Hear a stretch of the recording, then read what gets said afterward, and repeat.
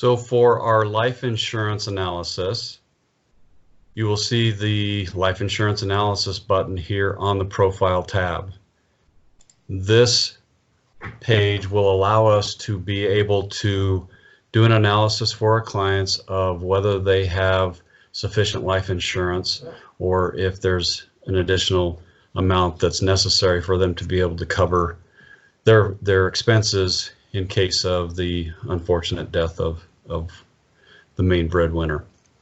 So as we look through this tab real quick, pretty self-explanatory. You're going to go through and fill in the cash needs at death for final medical expenses, the outstanding mortgage balance, any debts that need to be paid off, car loans, credit card loans, etc. Maybe school loans.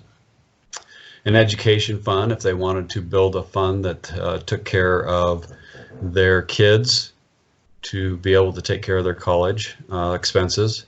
Charitable contributions if they wanted to make a donation, and then emergency fund if they wanted to build that up after the death. So the total cash needs at death in this instance, $250,000 to take care of all of those debts and needed cash items. Next is the income for survivors.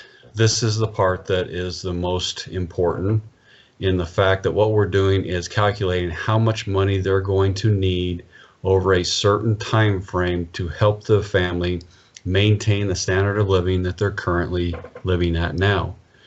If the main breadwinner was to pass away and his income is $125,000, we want to replace that income for a certain amount of time, whether that be until the kids reach a certain age, to where the mother doesn't, if she's not working, doesn't have to go out and work while she's still trying to raise the children, etc. So we put in a certain number of years here. Anticipated rate of return is what we think maybe a rate of return that the money that we have there could make, anticipated inflation rate and what we think that could be. Finally, the current assets, if they have cash or anything like that on hand, stocks or mutual funds or anything like that, some assets that they would be able to liquidate if they needed to. And then also the current life insurance that is currently in place. So jumping over, you'll see the summary here, and what this will do is go through and calculate the additional life insurance that is needed to be able to meet the needs of the family in the instance of the breadwinner passing away. And one thing I want to point out here is as you go through this, anytime you change the numbers here, for instance, in this cash needs section at death, the numbers will automatically change over here.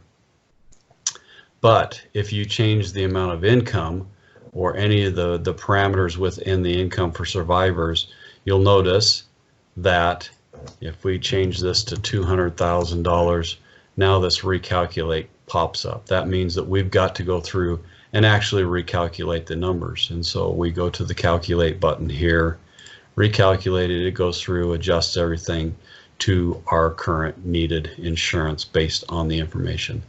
So that calculate will only be necessary when we change the numbers within the income for survivors. And again, you will see that message that pops up to recalculate.